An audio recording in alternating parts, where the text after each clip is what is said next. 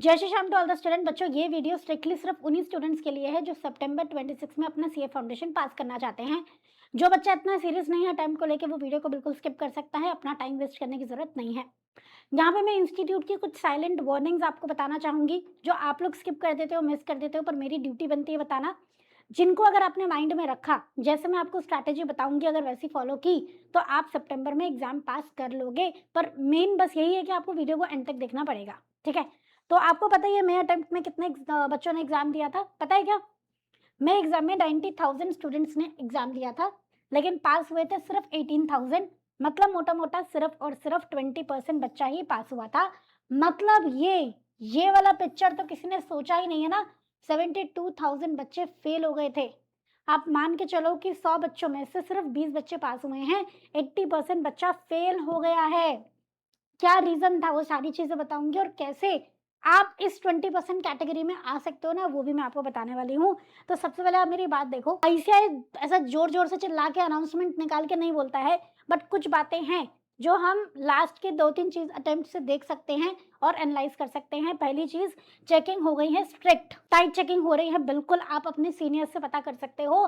Paper आ रहे हैं tough, ये तो हमें दिख ही रहा है। लॉ की केस स्टडी आप देख सकते हो, जबकि ये वाला अटेम्प्ट जिसमें 20% बच्चा ही पास हुआ है ना, ये कंपैरेटिवली इजियर अटेम्प्ट था। स्टिल इसमें सिर्फ 20% बच्चा पास हुआ। आप समझ पा रहे हो? तो पेपर्स आ रहे हैं टफ, एप्लीकेशन बेस्ड। तो उसके लिए हमें अलग तरीके से पढ़ने की जरूरत है। और और क्या गलतियां करते हैं बच्चे जो 80% वाली कैटेगरी में आ जाते हैं? स्टूडेंट्स क्या करते हैं, सिर्फ कंटेंट पढ़ते हैं और सोचते हैं हमारी तैयारी हो गई। वीडियो देखा, सोचा कि हमारी तैयारी हो गई। ये उनकी सबसे बड़ी गलती होती है। उन्हें एग्जाम अटेम्प्ट करना ही नहीं आता। और जो दूसरी गलती है, इको के पेपर को बड़ा हल्का ले लेते हैं, क्यूए के पेपर को एमसीक्यू ही तो कर लेंगे ऐसा सोच लेते हैं, जिनकी वजह से मोस्टली बच्चा क्यूए में फेल हो जाता है। और एक भी फुल मॉक टेस्ट ना देना अनदर बिग मिस्टेक है। फुल कोर्स मॉक टेस्ट तो देते हैं, चैप्टर वाइज तो छोड़ो, फुल कोर्स मॉक टेस्ट देना पसंद नहीं करते हैं बच्चे। पता नहीं, या तो डरते हैं, ये भी कुछ बच्चे तो डरते भी हैं एग्जाम देने से, मॉक टेस्ट देने से, अपनी ही परफॉर्मेंस को इवैल्यूएट करने से डरते हैं, और कुछ बच्चे नेग्लिजेंटली मॉक टेस्ट देते ही नहीं है। ये 20% बच्चे वही हैं जिन्होंने ये गलतियां नहीं की हैं। समझ गए? तो आपको 20% अगर कैटेगरी में आना है तो आपकी क्या स्ट्रैटेजी रहनी चाहिए? सबसे पहले आप ये समझो कि 4 चीजें हैं जो हर टॉपर फॉलो करता है। कॉन्सेप्ट को तो कॉम्प्रोमाइज कर ही नहीं सकते हैं, क्योंकि केस बेस्ड क्वेश्चन आते हैं। राइटिंग प्रैक्टिस जरूर करनी है। लॉ की अकाउंट्स के क्वेश्चंस को पूरा पूरा सॉल्व करके देखना है। एमसीक्यू में आपको मास्टर करना है। सिर्फ एमसीक्यू सॉल्व करना आना ही नहीं, जल्दी सॉल्व करना भी आपको आना चाहिए। कैलकुलेटेड ट्रिक्स आपको समझनी पड़ेगी, मॉक टेस्ट देने पड़ेंगे। टॉपर यही करता है और कुछ अलग नहीं करता है। अगर आप टॉपर वाली कैटेगरी में आना चाहते हो तो भैया ये 4 चीजें फॉलो करनी पड़ेंगी। इनमें से एक भी आप मिस नहीं कर सकते हो। अब हम अगर सब्जेक्ट वाइज बात करें तो हमें क्या करना चाहिए? अकाउंट्स और लॉ में आपको क्या करना है? रोज कम से कम 4 से 5 प्रैक्टिकल क्वेश्चन सॉल्व करने हैं। वर्किंग नोट क्लियरली लिखने हैं, उनके मार्क्स होते हैं। प्रॉपर फॉर्मेट होना चाहिए और स्पीड बिल्ड करनी है, specially journal, ledger, final accounts में। ठीक है, उसके बाद बिजनेस लॉ में आपको किन बातों का ध्यान रखना है? कीवर्ड्स बहुत अच्छे से याद करने हैं। ठीक है, हो सके वैसे तो फाउंडेशन लेवल पे मैंडेटरी नहीं है, बट कुछ इंपॉर्टेंट सेक्शंस आप लोग याद कर लोगे तो बेटर रहेगा। प्रोविजन को अपने वर्ड्स में समझो, जो बुक में लिखा है एग्जैक्टली सेम तो आप नहीं लिख सकते हो ना, तो प्रोविजन को थोड़ा अपने वर्ड्स में विद कीवर्ड्स आप वहां पे लिख के आओगे। प्रॉपर एग्जाम्पल के साथ चीजों को याद करो, समझ समझ के।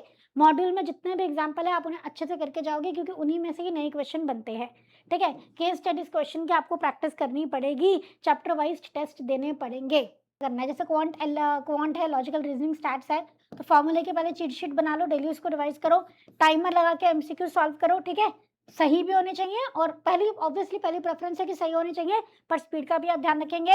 और नेगेटिव मार्किंग के लूप में नहीं फंसना है। आप एक कंसिडरेबल, अगर आपने 60 क्वेश्चन करेक्ट कर लिए हैं, उसके बाद आप थोड़ा सा रिस्क ले सकते हो। 50 तक आपने करेक्ट करे हैं तो आप नेगेटिव मार्किंग में फंस जाओगे, अगर आपने और क्वेश्चन मार्क करे तो, और वो गलत हो गए तो बिना बात के नेगेटिव मार्किंग में फंस जाओगे। तो स्पेशली जहाँ पे एमसीक्यू इन्वॉल्व है और नेगेटिव मार्किंग है, आप ज्यादा क्वेश्चन अटेम्प्ट करने पे नहीं, करेक्ट क्वेश्चन अटेम्प्ट करने पे फोकस करेंगे। इको के केस में भी यही है, कॉन्सेप्ट समझो और डायग्राम्स, डेफिनेशन की प्रैक्टिस करो, और इको में फैक्चुअल पॉइंट्स को अच्छे से याद करो। ठीक है, जो आपकी थ्योरीज हैं, कॉन्सेप्ट्स हैं, उनको अच्छे से याद करो। बाकी टेस्ट प्रैक्टिस तो मैंडेटरी है ही। 20% और 80% के बीच में बस एक यही ब्रिज है। आपको अगर 20% कैटेगरी में आना है, टेस्ट देने पड़ेंगे। चैप्टर वाइज भी और फुल कोर्स भी। ठीक है, टॉपर्स एग्जाम से पहले पूरे के पूरे पेपर्स लिख के, टॉपर तो बेटा 15-20 पेपर लिख के देखता है, मैं तो आपसे कह रही हूँ 5 भी आप लिख लोगे ना, पास हो जाओगे। टॉप करना है, रैंक लाने का एम है, 15 to 20 मॉक टेस्ट आपको लिख के देखने होते हैं, जिनमें आपको टाइम मैनेजमेंट करके चलना है। ऐसा नहीं है पेपर तो 3 घंटे का आप 6 घंटे में उसको लिख रहे हो, नहीं। ठीक है, अपने वीक एरियाज को एनालाइज करना है कि जब मैंने ये पेपर दिया तो कौन-कौन से क्वेश्चन में, कौन-कौन से चैप्टर में मुझे दिक्कत आई थी। ठीक है, और इससे क्या होता है, आपका प्रेशर थोड़ा-सा कम हो जाता है। ठीक है, तो एग्ज़ाम देने से आपका टाइम मैनेजमेंट हो जाता है, थोड़ा-सा आपको प्रेशर कम होता है क्योंकि आपने वो जो प्रेशर है ना 3 घंटे वाला वो ऑलरेडी फेस कर लिया होता है। ठीक है, तो हमारी सीए फाउंडेशन की टेस्ट सीरीज़ भी आपके लिए अवेलेबल है। आप हमारी वेबसाइट पे जाएँगे www.escholars.in, तो वहाँ पे आपको टेस्ट सीरीज़ भी मिल जाएगा। बाकी इन केस कोई भी दिक्कत लगती है तो हमारी सपोर्ट टीम से कनेक्ट कर सकते हो। ठीक है, तो बेटा टेस्ट सीरीज़ तो मैंडेटरी है, स्टूडेंट्स खुद कहते हैं भैया पिछले अटेम्प्ट में टेस्ट नहीं दिए थे, इस अटेम्प्ट में दिए तो पास हो गए। ठीक है? आप देख भी सकते हो, आप सुन सकते हो, आप बच्चों बच्चों के रिव्यूज़, बच्चों के इंटरव्यूज़ सुनोगे ना तो आपको एक ही कॉमन बात मिलेगी। अगर 10 बच्चों ने इंटरव्यू दिया है, 10 बच्चों ने एक ही बात बोली है, टेस्ट दिए थे हमने। तो ये आपके सामने है कि टेस्ट देना आप स्किप करना चाहते हो कि टेस्ट देना चाहते हो। अगर आप टेस्ट दोगे तभी आप 20% पास वाली कैटेगरी में आ सकते हो। पेपर सितंबर का ईज़ी नहीं आने वाला है। ऐसा मत सोचो कि सितंबर का पेपर ईज़ी नहीं आएगा, बल्कि ट्रेंड के हिसाब से तो कहीं न कहीं पेपर टफ ही आएगा। ठीक है? तो आपको अपनी तैयारी टफ के हिसाब से ही करके चलनी है।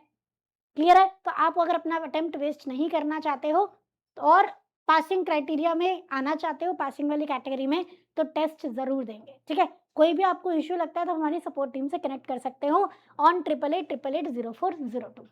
वैसे वेबसाइट है www.escholars.in, जहाँ पे आपको टेस्ट सीरीज़ मिलने वाली है। राइट, सारी बातें समझ में आ गई, क्या गलतियाँ नहीं करनी है, सब कुछ मैंने आपको बता दिया। अगर अभी भी आप इसको फ़ॉलो नहीं कर रहे हो, तो इट इज़ योर कॉल, अगर आपको अटेम्प्ट अपना वेस्ट करना है, it is your call. Clear है? मिलते हैं नेक्स्ट वीडियो में। Thank you so much everyone. जय श्री श्याम।